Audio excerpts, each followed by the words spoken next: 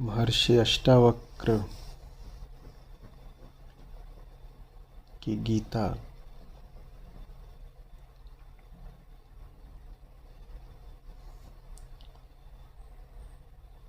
में हम ध्यान सहित, प्रेम सहित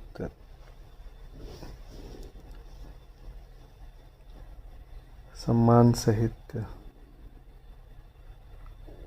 प्रवेश लेने जा रहे हैं।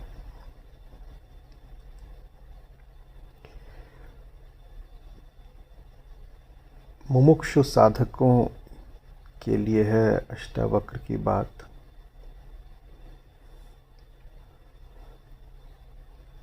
अद्वैत ज्ञान का इसमें निरूपण भी है। मुक्ति के चरणबद्ध उपाय भी हैं।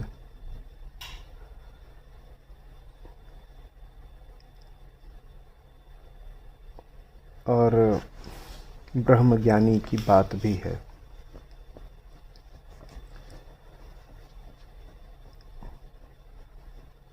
विशुद्ध वेदांत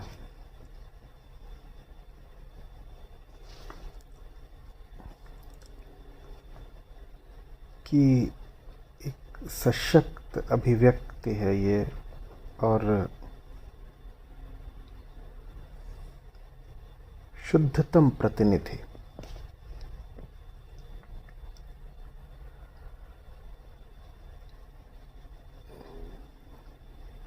राजा जनक हैं,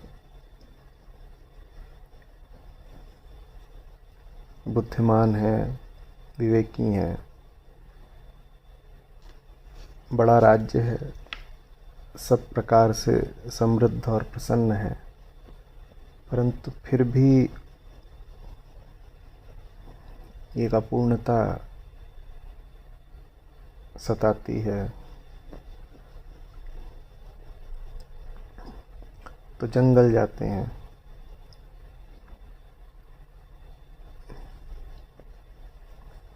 ऋषि अष्टावक्र से मिलने, और अष्टावक्र उम्र में राजा जनक से बहुत छोटे हैं।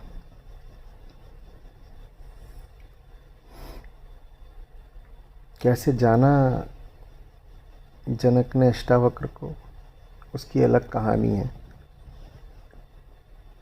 जैसे जैसे बात आगे बढ़ेगी वो कहानी भी आएगी।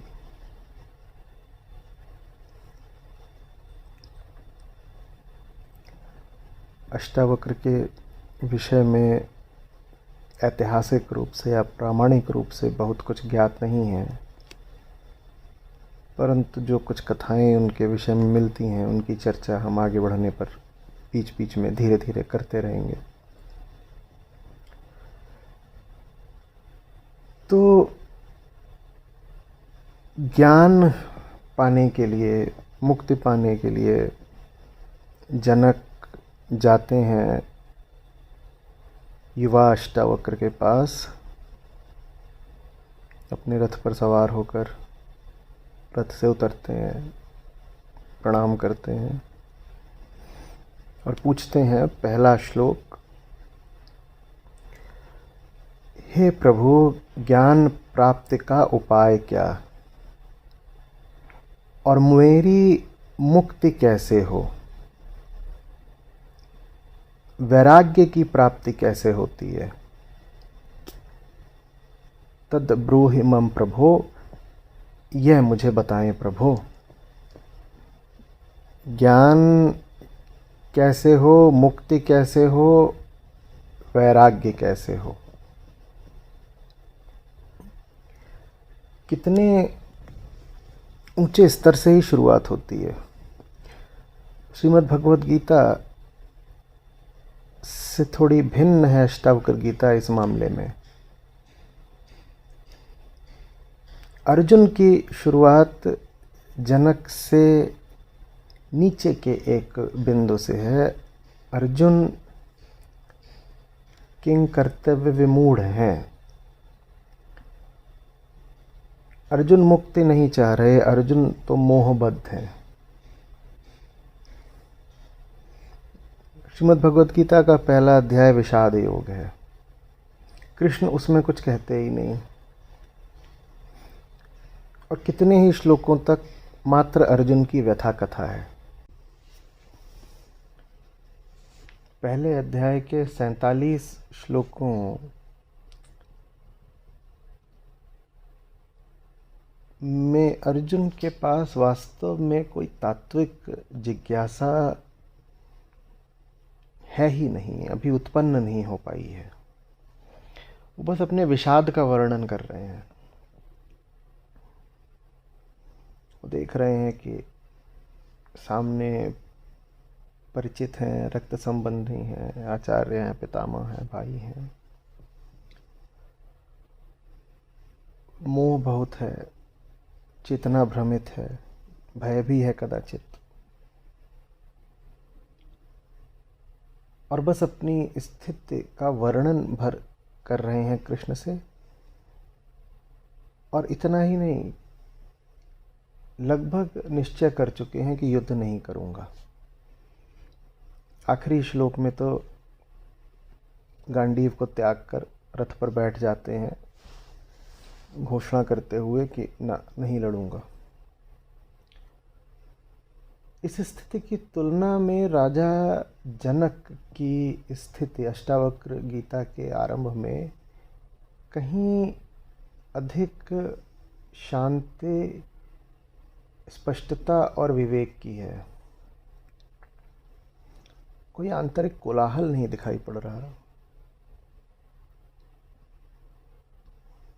उत्तेजित नहीं है, भ्रमित नहीं है, न शंका है न विषाद, स्पष्ट जिज्ञासा है। हे प्रभु, हे विप्र, बताइए ज्ञान कैसे हो, मुक्ति कैसे हो और वैराग्य कैसे हो। तो जब आरंभ ही इतने ऊंचे स्तर से हो रहा है, जहाँ जो जिज्ञासु है, जो मुक्षु है, वो पहले ही इतना तैयार होकर के आया है, तो वहाँ बताने वाले को, गुरु को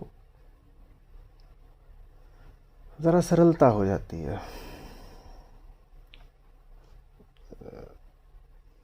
आरंभ ही एक ऊंचाई से हो सकता है। श्रीमद् भगवद गीता में भी आरंभ बड़ी ऊंचाई से होता है। दूसरा अध्याय है सांख्य योग, जब श्री कृष्ण बोलना शुरू करते हैं, बहुत ऊंची बात है उसमें। लेकिन फिर भी यह तो निश्चित है कि जब शिष्य आतुर हो, प्रस्तुत हो, तैयार हो, तो उससे गुरु को आसानी रहती है बात को और गहरे ले जाने में और आगे तक समझाने में। तो अष्टावक्र कहते हैं, अष्टावक्र का पहला वचन है ये अष्टावक्र गीता में, कि तात यदि मुक्ति चाहते हो तो विषयों को विष के समान छोड़ दो और क्षमा, सरलता, दया, संतोष एवं सत्य का अमृत के समान सेवन करो। अगर मुक्ति चाहते हो तो विषयों को विष के समान छोड़ दो और क्षमा, सरलता, दया, संतोष और सत्य का अमृत जैसा सेवन करो। अब देखिए, शुरुआत हमेशा कहाँ से होती है? शुरुआत हमेशा संसार से होती है, थोड़ी बाहरी बात से होती है, आचरण के तल से होती है। अद्वैत वेदांत के उच्चतम ग्रंथों में है अष्टावक्र गीता, लेकिन यहाँ भी जब शुरुआत हो रही है तो नाम ना अहम का लिया गया है, ना आत्मा का। नाम आचरण का लिया गया है, कैसा आचरण करना है। क्षमा का आचरण करो, आर्जव माने सरलता का आचरण करो, दया का करो, संतोष, सत्य, इनको पीयूष की तरह, अमृत की तरह अपनाओ। तो गुरु को शुरुआत ऐसे ही करनी होती है, बाहर से। शिष्य के भीतर के गुरु को भी यदि जगाना है तो शुरुआत तो अस्तित्व के बाहरी खोल से ही करनी पड़ती है। शिष्य में यदि क्षमता होती ही भीतरी गुरु माने आत्मा को स्वयं ही देख लेने की, तो शिष्य को किसी बाहरी गुरु की आवश्यकता ही क्यों पड़ती। शिष्य तो बाहरी गुरु के पास आता ही इसीलिए है क्योंकि भीतरी को स्वयं नहीं देख पाता, और फिर बाहरी गुरु का काम होता है शिष्य के बाहरी सब कोशों, चक्रों, आवरणों को भेदते हुए उसे उसके केंद्रीय बिंदु, जिसको आत्मा कहते हैं, जो सत्य है, जो गुरु है, वहाँ तक ले जाना। लेकिन अगर भीतर तक ले जाना है तो भी शुरुआत बाहर से करनी पड़ती है। ये मानव अस्तित्व की विशिष्टता है। इसी में हमारे सारे बंधन और दुर्भाग्य हैं, और इसी में हमारा सौभाग्य और सौंदर्य भी है। तो शुरुआत अष्टावक्र बाहर से कर रहे हैं। कह रहे हैं देखो बाहर विषय हैं सारे, और इन सब विषयों तुम्हारी दृष्टि, तुम्हारा मन जाकर जमे रहते हैं। मुक्ति चाहते हो तो सबसे पहले ये जो बाहरी विषय हैं हटाओ इनसे ध्यान, इनको विषवत जानो, छोड़ो ना इनको। विषवत ये विषय बस उसके लिए हैं जिसको भीतर जाना है, जिसकी जिज्ञासा जनक के समान है, जो कह रहा है कि मुक्ति चाहिए, वैराग्य चाहिए, ज्ञान चाहिए। बस उसके लिए बाहरी विषय विषवत हैं। जिसको अभी मुक्ति चाहिए ही नहीं, वो तो बाहरी विषयों में ही रमण करता रहे, उसको तो यूं ही लगेगा मानो सारा अमृत बाहर ही बिखरा हुआ है। जब एक व्यक्ति जीवन, अनुभव, चेतना, समझदारी की कुछ सीढ़ियां चढ़ लेता है, जब उसको पता चलता है कि बाहर धोखा भर है, भ्रम है, दुख है बाहर लिप्त होने से, तब वो कहता है कि मुक्ति चाहिए। मुक्ति भी वो कभी संसार से नहीं मांगता, मुक्ति तो वो दुख से मांगता है। और मुक्ति उसे मिल ही गई होती यदि उसे पता होता है कि संसार से उसकी आसक्ति ही दुख का कारण है। दुख से हम मुक्ति मांगते हैं, लेकिन दुख का जो कारण है उसमें हम लिप्त और बद्ध रहना चाहते हैं। ध्यान दीजिएगा, दुख से हम मुक्ति मांगते हैं, दुख के कारण से हम बंधे रहना चाहते हैं। तो दुख हटाना है। दुख का कारण क्या है? दुख का कारण है संसार से लिप्त हो जाना, भोग की इच्छा में। तो संसार भी फिर कारण कहाँ हो? संसार से भी गहरा, संसार के पीछे भी कोई और कारण है। वो क्या कारण है? वो कारण है संसारी, वो कारण है वो भोगी जो भोग की लालसा रखता है। तो दुख का अनुभव हो जाता है आसानी से, इतनी भी आसानी से नहीं कि सबको हो जाए। जो सबसे निचले तल के लोग होते हैं उन्हें तो दुख का अनुभव भी नहीं होता, वो तो मस्त मौज में पड़े रहते हैं, उन्हें कोई नहीं दुख होता। सुखिया सब संसार है, खावे और सोए, दुखी अदास कबीर है, जागे और रोए। संसार में ज़्यादातर लोग खाते हैं और सोते हैं, भोगते हैं और सोते हैं, भोगते हैं और चेतना की गहरी रात्रि में बेसुध पड़े रहते हैं, बेहोश, अचेतन। तो सबसे निचले तल के वो लोग होते हैं जिन्हें दुख का अनुभव भी नहीं होता। उससे थोड़ा ऊपर वो होते हैं जिन्हें एक अस्तित्वगत दुख सताने लगता है। जब दुख सताता है तो कहते हैं दुख से मुक्ति चाहिए। जनक कम से कम दूसरे तल तक पहुंच चुके हैं, शायद दूसरे और तीसरे तल के मध्य में कहीं पर होंगे। तीसरे तल पर वो होते हैं जो जान जाते हैं दुख का कारण है संसार। तो फिर वो संसार से ज़रा सावधान होने लगते हैं। सांसारिक लिप्तता से ज़रा किनारा करने लगते हैं, ये तीसरे तल के लोग हैं। और चौथे तल पर वो होते हैं जो जान जाते हैं कि संसार भी समस्या नहीं है, समस्या है भीतर हमारे जो अहंकार बैठा है, जो संसार को भोग कर अज्ञानवश सोचता है कि सुख मिल जाएगा। तो चौथे तल का वो व्यक्ति है जो फिर संसार से भी किनारा नहीं करता, जो जान जाता है कि मूल कारण अहंकार है। और फिर चौथे तल के बाद क्या है, उसके बाद फिर खुला आकाश है, मुक्ति है। तो जनक कम से कम दूसरे तल पर है, कदाचित तीसरे तल पर है। इसीलिए अष्टावक्र सीधे उनसे तीसरे तल की बात करते हैं। कहते हैं कि अगर मुक्ति पाना चाहते हो तो विषयों को विषसम त्याग दो, विषयों के प्रति जो धारणा है, जो रवैया है, उसको बदलो। विषयों से सुख नहीं मिलता। ये बात कम से कम कुछ सीमा तक जनक निश्चित रूप से पहले ही स्वयं ही अपने अनुभव से जानते रहे होंगे। न जानते होते तो अष्टावक्र के पास आते ही नहीं। आगे कहते हैं कि क्षमा, सरलता, दया, संतोष और सत्य का पीयूष समान पान करो। अब ये बातें क्यों कही हैं? इसलिए क्योंकि जब संसार से लिप्तता होती है, जब विषयों को त्यागना मुश्किल होता है, तो क्षमा संभव नहीं हो पाती। क्षमा का क्या अर्थ होता है? क्षमा का अर्थ होता है भूल जाना कि तुम्हें चोट लगी है। क्षमा का अर्थ होता है चोटिल ही ना हो पाना। क्षमा का अर्थ होता है भीतर कुछ ऐसा रखना जो किसी सांसारिक नुकसान को बहुत महत्व न दे। अगर आपको जो नुकसान हुआ है आप उसको बहुत महत्व दे रहे हैं तो आप क्षमा नहीं कर पाएंगे।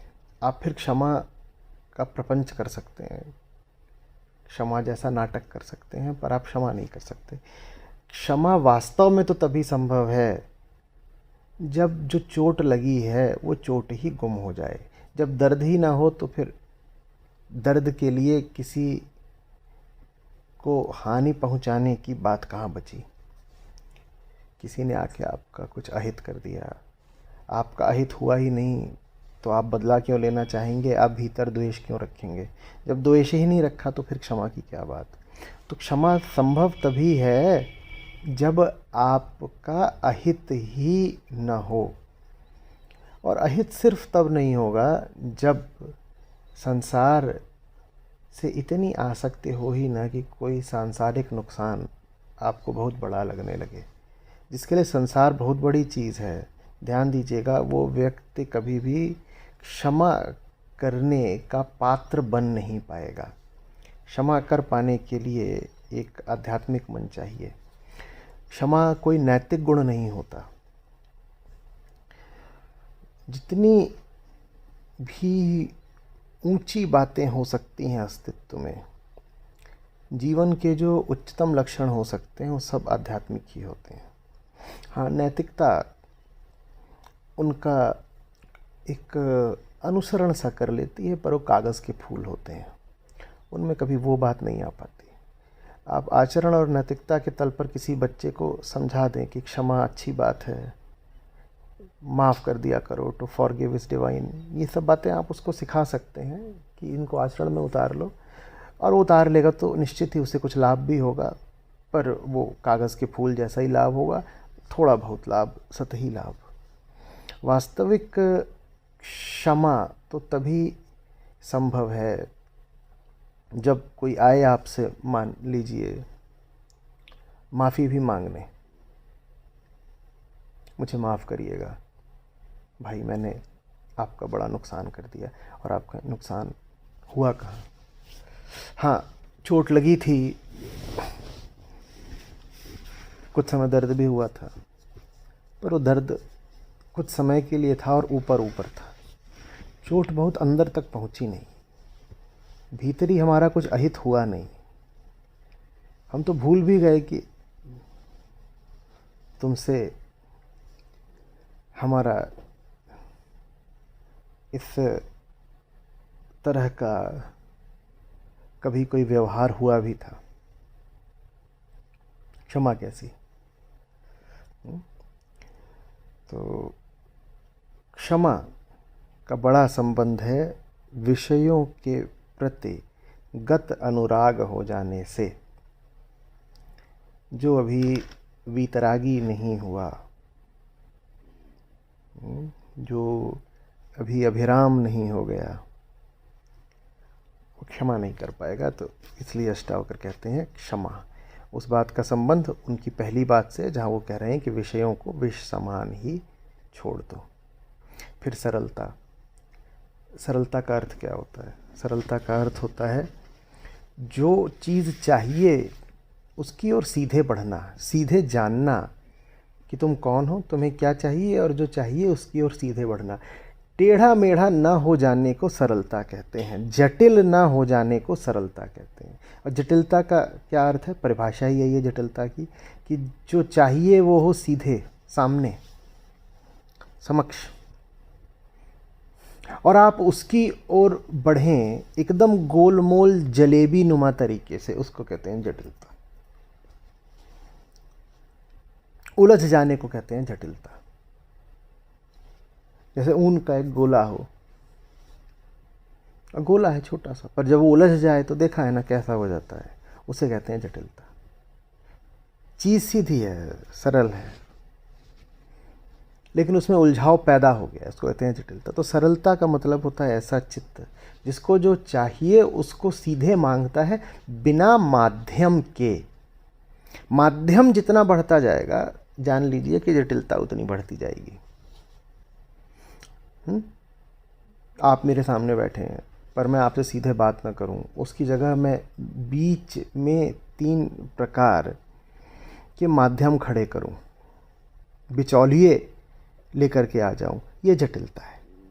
अब बिचौलिए मैं क्यों लेकर के आ रहा हूं? कोई भी वजह हो सकती है। डर एक वजह हो सकती है, मुझे अपना सम्मान बचाना ये वजह हो सकती है, मुझे अपने बल का प्रदर्शन करना ये वजह हो सकती है, कोई भी कारण हो सकता है। जटिलता के 100 कारण होते हैं।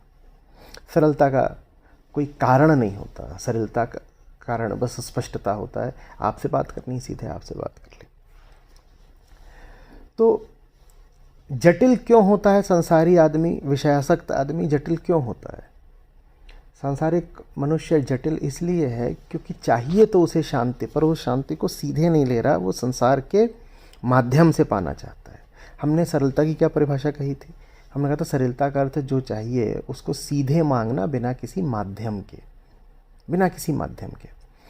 सांसारिक आदमी चाहता तो शांति है, चैन है, पर उसको वो सीधे नहीं पाना चाहता, क्योंकि सीधा रास्ता है अहंकार का विगलन। तो कहता है सीधे रास्ते से नहीं लूँगा, सीधा रास्ता चुभता है, सीधे रास्ते को लेकर भ्रम है, संशय है। तो कहता है संसार के माध्यम से शांति पालूंगा, संसार के माध्यम से चैन पालूंगा। आनंद चाहिए सबको, संसार के माध्यम से जो आनंद पाना चाहे वो जटिल आदमी है। और जो अहंकार को ही किनारे रख दे ताकि आनंद का आकाश पर शेष रहे, वो सरल आदमी है।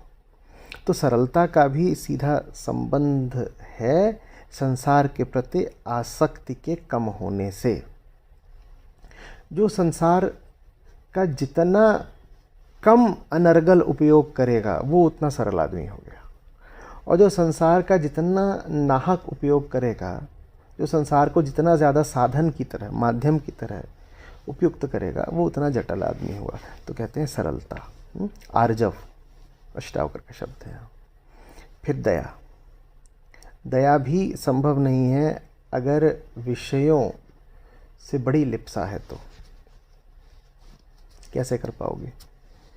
अपनी ही हालत भीतर बड़ी ख़राब है, तभी तो संसार से हम लिपटने चले जाते हैं ना। भीतर अपूर्णता का भाव है, तभी तो सोचते हैं कि संसार से कुछ पा लेंगे तो पूर्ण हो जाएंगे। अपनी ही हालत जब इतनी दर्दनाक हो तो कैसे किसी और के प्रति दया रख पाओगे? दूसरे के प्रति दया रख पाओ, इसके लिए पहले आवश्यक है कि स्वयं को लेकर के एक निश्चिंतता का भाव रहे। भीतर जब आंतरिक स्वास्थ्य होता है तो फिर व्यक्ति बाहर किसी और की देखभाल कर सकता है। और यदि व्यक्ति भीतर से स्वयं ही रोगी है, बीमार, तो वो क्या किसी और के स्वास्थ्य की खबर लेगा, किसी और की क्या देखभाल करेगा? दया दिखा पाओ दुनिया के लिए, इसके लिए ज़रूरी है कि भीतर अपनी हालत दयनीय ना हो। तो उसका भी जो संबंध है वो संसार से स्वस्थ रिश्ता रखने को ही लेकर के है। पहली बात बोली है अष्टावक्र ने कि विषयों को विषम त्याग दो। वास्तव में उसी बात को वो और विस्तार से कह रहे हैं जब कहते हैं कि क्षमा, आर्जव, दया, संतोष और सत्य का तुम सेवन करो। वो पहली ही बात को दूसरी बात में और विस्तृत करके बता रहे हैं। संतोष, कैसे तुम संतोष रख पाओगे इस जगत के प्रति जब भीतर लगातार एक खोह है, एक गुफा है जो अपना काला मुंह खोले खड़ी हुई है। भीतर एक बहुत बड़ा गड्ढा है, एक भयानक रिक्तता है जो हर समय पुकार रही है, मुझे भरो, मुझे भरो, मुझे और चाहिए। और जो और चाहिए वो कहाँ से मिलेगा? इंद्रियां तो सारी बाहर को देखती हैं, दुनिया की ओर। तो जो चाहिए आपको वो आपको संसार से ही मिलेगा। तो आप फिर लगातार संसार के ग्राहक बने रहते हो, संसार के प्रार्थी बने रहते हो। कुछ दे दो, कुछ दे दो। भीतर बड़ा गड्ढा है, उसको भरना है, और वो भरता नहीं है तो दर्द होता है, जैसे कोई गहरा घाव हो, जैसे शरीर में कहीं कोई गड्ढा हो गया हो, दर्द करेगा ना बहुत। और अगर सीधे दिल में ही गड्ढा हो गया हो तो कितना दर्द करेगा। तो चूंकि हमारे मन में एक बहुत बड़ा सुराख होता है, इसलिए हम कभी संतोष नहीं रख पाते। आप ज़्यादातर लोगों को पाते हो ना कि उनमें संतोष जैसा कुछ नहीं, उन्हें कितना भी मिल जाए उन्हें अभी और चाहिए, और की रटन लगी रहती है। वो इसीलिए लगी रहती है क्योंकि अहंकार बड़ा प्रबल है, और अहंकार का मतलब ही होता है बेचैनी, दर्द, अपूर्णता। अपूर्णता, कुछ कमी है, कुछ कमी है, और चाहिए, और चाहिए। तो संतोष भी आप तभी दिखा पाओगे जब संसार को लेकर के भीतर एक आशा नहीं बनी रहेगी। दुनिया से कुछ मिल जाएगा और उससे हमारी बेचैनी और चिंता और दारुण दुख है वो मिटेगा। इसी तरह फिर सत्य का सेवन करो। और संसार क्या है? असत्य। सत्य की परिभाषा क्या है? जो टिके जरा, जो धोखा ना दे, जो पल बीतते ही अपना रंग न बदल दे। जैसे ही व्यक्ति सत्य का आग्रही हो जाता है वैसे ही संसार से पीछे हटने लगता है, क्योंकि संसार में कुछ है ही नहीं जो टिकता है। एक बार आपने कह दिया मुझे तो वो चाहिए चीज़ जो टिके, मुझे वो चीज़ चाहिए जिस पर ज़रा भरोसा करें, जिस पर अपनी आस्था को टिका सके थोड़ा, तो फिर दुनिया से आप कदम पीछे खींचने लगते हो कि दुनिया में ऐसा कुछ नहीं जो टिकेगा। दुनिया में ऐसा कुछ भी नहीं है जो वैसा ही हो जैसा दिखता है, और कुछ ऐसा नहीं है जो जैसा अभी दिखता है अगले पल बदल ना जाए। फिर जिन्हें सत्य चाहिए वो स्वयं ही अंतर्मुखी हो जाते हैं, विवश होकर अंतर्मुखी हो जाते हैं। दुनिया में तो कुछ मिल ही नहीं रहा जो वैसा ही हो जैसा इंद्रियों से प्रतीत होता है, मन जिसका जैसा आकलन करता है, जैसी विवेचना करता है, वैसी तो कोई वस्तु निकलती ही नहीं। पता नहीं कोई वस्तु सत्य है नहीं, पता नहीं कोई वस्तु जैसी चीज़ होती भी है या नहीं, क्योंकि वस्तुतः माने सचमुच तो कुछ है ही नहीं। तो कैसे हम कह दें कि जगत में वस्तुएं हैं भी? यहाँ वस्तुतः कुछ नहीं तो वस्तुएं कहाँ से आ गई? तो सारी बातों का संबंध संसार से, और संसार से बात इसलिए शुरू करनी पड़ रही क्योंकि राजा है सामने, और राजा तो महासंसारी होता है। राजा का तो काम ही है लगातार राज्य को संभालना, प्रजा को देखना, शत्रुओं से रक्षा करके रखना, खजाने की खबर लेते रहना। तो अष्टावक्र भली भांति जानते हैं किससे बात कर रहे हैं। गुरु के लिए बहुत आवश्यक होता है शिष्य की पृष्ठभूमि जानना, और उस पृष्ठभूमि के अनुरूप कोई प्रासंगिक बात करना। संदर्भ ना पता हो तो आप जो भी बात बोलेंगे वो बात बड़ी आधारहीन हो जाती है। उस बात का कोई औचित्य नहीं रह जाता। जैसे कि आप मछली को बोलें कि मुझसे मिलने के लिए पेड़ के ऊपर आ जाना, भले ही आपकी नीयत अच्छी हो, भले ही आपका ठिकाना पेड़ के ऊपर हो, भले ही पेड़ के ऊपर आपने मछली के लिए कुछ उपहार रखे हों, या दवाई रखी हो, या अच्छा भोजन रखा हो, लेकिन आप उसे बोल रहे हैं ऊपर आ जाओ पेड़ के, वहाँ पे तुम्हारे स्वागत का प्रबंध है।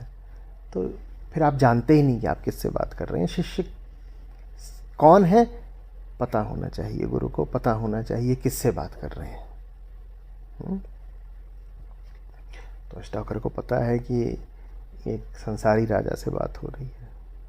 ये भी पता है कि अगर वो राजा आज मुक्ति की बात कर रहा है तो बंधन कहाँ पर है उसके बंधन संसार में।